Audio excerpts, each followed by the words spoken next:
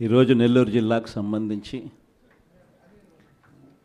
ఇక్కడికి వచ్చిన జెడ్పీటీసీలు, ఎంపీపీలు, మున్సిపల్ చైర్పర్సన్లు, డెప్యూటీలు,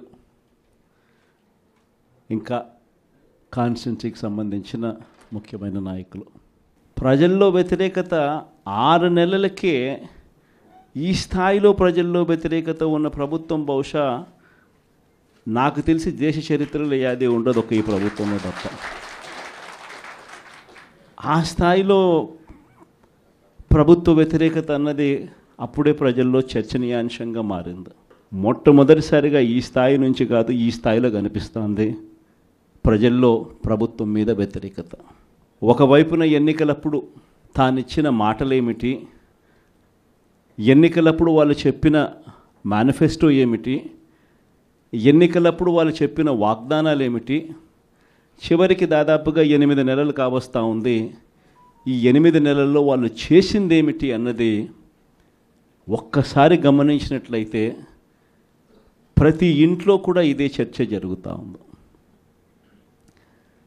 గతంలో వచ్చే పథకాలు ఏవి కూడా అమలు కావడంలా. మరోవైపున చూస్తే ఎన్నికలప్పుడేమో ప్రతి ఇంటికి పోయారు, ప్రతి ఇంటికి పోయి మరి ఆ ఇంట్లో ఎవరిని వదిలిపెట్టల. ఎవరు కనిపించినా సరే ఆ ఇంట్లో ఈ సైజు నుంచి మొదలు పెడితే చాలు, నీకు 15,000, నీకు 15,000, నీకు 15,000 దగ్గర నుంచి స్టార్ట్.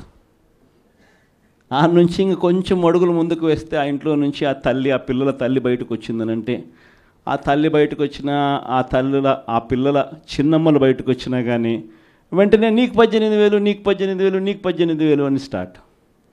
అందరితో ఆగల.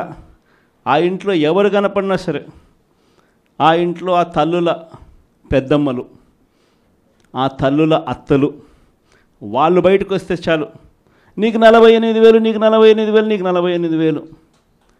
అంతటితో కూడా ఆగల. ఆ ఇంట్లో నుంచి ఒక 20 ఏళ్ళ పిల్లోడు అలా నడుచుకుంటూ బయటకు వస్తూ కనిపిస్తే చాలు, నీకు కూడా 36,000, 36,000, 36,000 అన్న మొదలుపెట్టారు. అంతటితో కూడా రాగల. ఇంట్లో నుంచి ఎవరైనా రైతుగా కనిపించాడంటే, ఒక కండువా వేసుకుని పెద్ద మనిషి ఎవరైనా కనిపించారంటే, నీకు 20,000, నీకు 20,000, నీకు 20,000 అని స్టార్ట్. ఇలా ఇంట్లో ఎవరు కనపడినా, ఏ సైజులో కనపడినా, ఈ సైజు నుంచి ఈ సైజు దాకా ఎవరు కనపడినా కూడా ఇంట్లో 15,000 నుంచి మొదలు పెడితే 48,000 దాకా ప్రతి ఒక్కరికి నీకు నీకు నీకు నీకు అని చెప్పుకుంటూ వచ్చారు. కానీ ఆ రోజు మనం అబద్ధాలు చెప్పాల. బహుశా వెనక్కి వెళ్ళి మళ్ళీ ఇది జరుగుతుంది అని తెలిసి బహుశా మళ్ళీ ఆ రోజుకి మళ్ళీ వెళ్ళి ఈ రోజైనా ఆ రోజు మాదిరిగా భావించి మళ్ళీ చెప్తారా అని అంటే బహుశా మనం అది కూడా ఎప్పుడు చెప్పమేమో. ఎందుకనంటే రాజకీయాలలో ఉన్నప్పుడు క్యారెక్టరు, క్రెడిబిలిటీ, ఈ రెండిటికి చాలా విలువ ఉంది. క్యారెక్టరు, క్రెడిబిలిటీ అనేది ఎలాంటివి అని అంటే, ఒక మనిషి ఒక లీడర్గా మనం ఒక మాట చెప్పినప్పుడు అదొక కార్యకర్తకు కావచ్చు, లేకపోతే ఒక మనిషికి కావచ్చు, లేదా ఒక ఇంటికి కావచ్చు, ఒక వ్యక్తికి కావచ్చు. మనం ఒక మాట చెప్పినప్పుడు ఆ మాట నమ్ముతారు, ఆ తర్వాత చూస్తారు. ఆ తర్వాత అది జరగనప్పుడు ఆ తర్వాత ఆ మనిషికి విలువ పోతుంది. క్యారెక్టర్, క్రెడిబిలిటీ అనేది అంత స్ట్రాంగ్ పదాలు.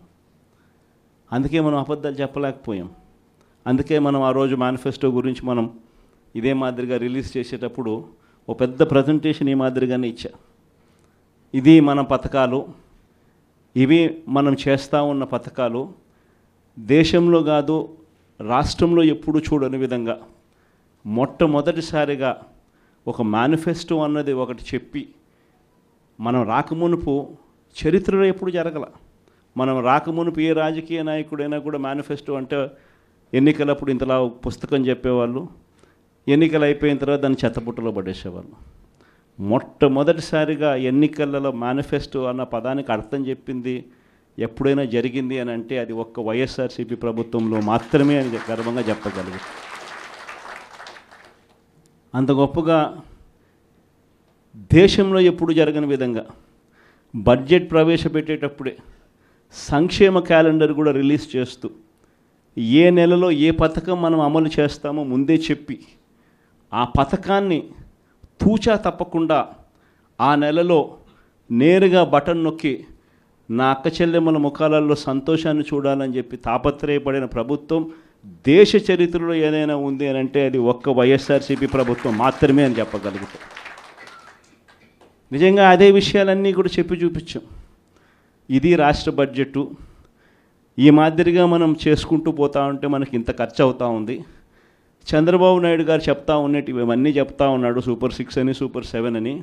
ఆయన చెప్పిన పథకాలన్నీ అమలు చేయాలి అని అంటే 1,72,000 కోట్లు కావాలి. ఇది అయ్యే పనులు కాదు, ఆయన చెప్తా ఉండే అబద్ధాలు మోసాలు అని చెప్పి ఇదే మాటలు నేను చెప్పా. ఇదే మాటలే నేను చెప్పా. ఎన్నికలప్పుడు బహుశా ప్రతి సభలో కూడా ఇదే చెప్పా. చంద్రబాబు నాయుడుని నమ్మడము అని అంటే చంద్రముఖిని నిద్ర లేపడమే అని చెప్పా. చంద్రబాబు నాయుడు నమ్మడము అని అంటే పులి నోట్లో తలకాయ పెట్టడమే అని కూడా చెప్పిన.